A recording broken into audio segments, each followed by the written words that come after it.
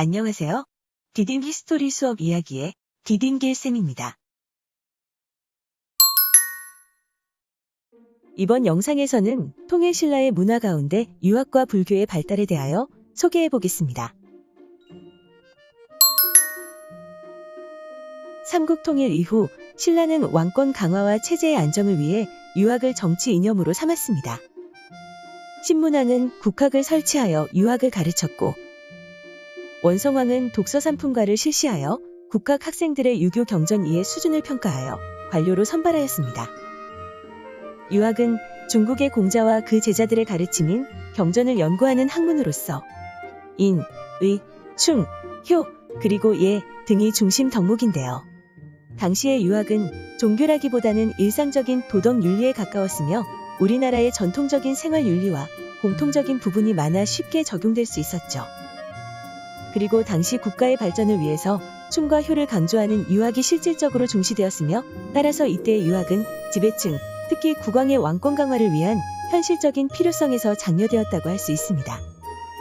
이처럼 국왕을 중심으로 유학이 장려되고 유학에 대한 이해가 깊어지면서 뛰어난 학자들이 배출되었는데, 이들은 주로 육두품 출신이었습니다.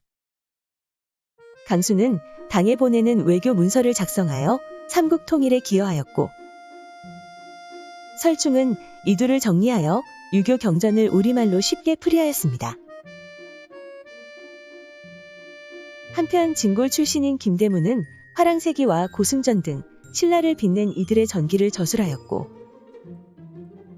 신라 말 최치원은 당의 빈공과에 합격하였으며 뛰어난 문장으로 이름을 떨쳤습니다.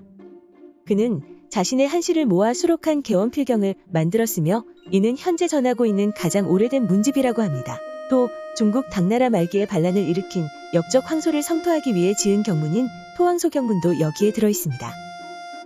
최치원은 그 후 진성여왕에게 신라 사회에 대한 개혁안으로 시무책 10여 조를 올리기도 했으나 실현되지 못하였으며 40여 세의 관직을 버리고 방랑하였다고 합니다.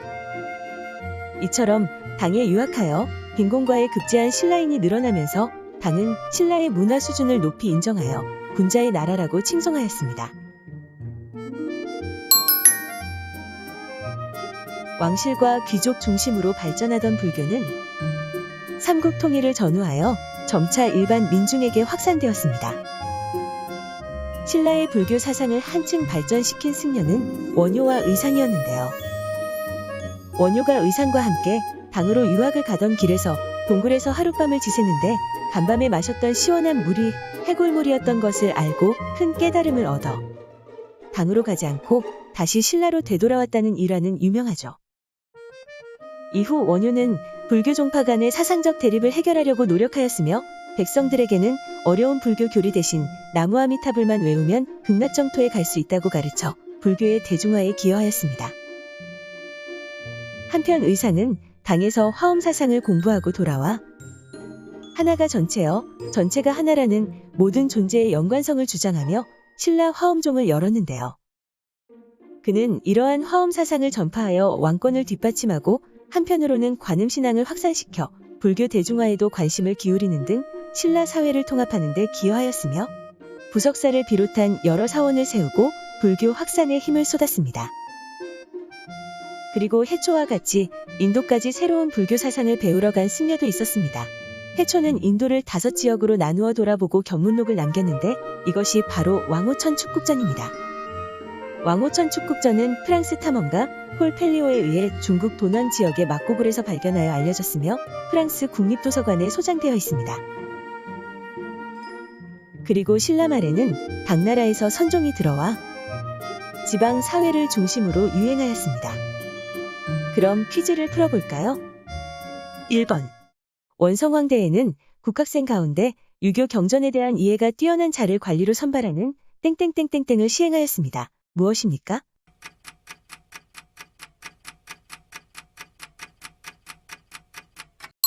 네, 독서 산품가입니다. 2번.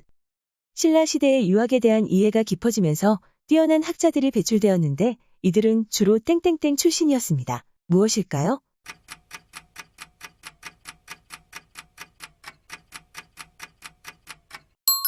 네, 육두품입니다. 3번. 땡땡은 화쟁 사상을 주장하여 종파 간의 사상적 대립을 해결하려 하였고, 땡땡은 신라 화엄종을 열고 부석사를 비롯한 여러 사원을 열었습니다. 신라 시대의 두 스님은 누구입니까?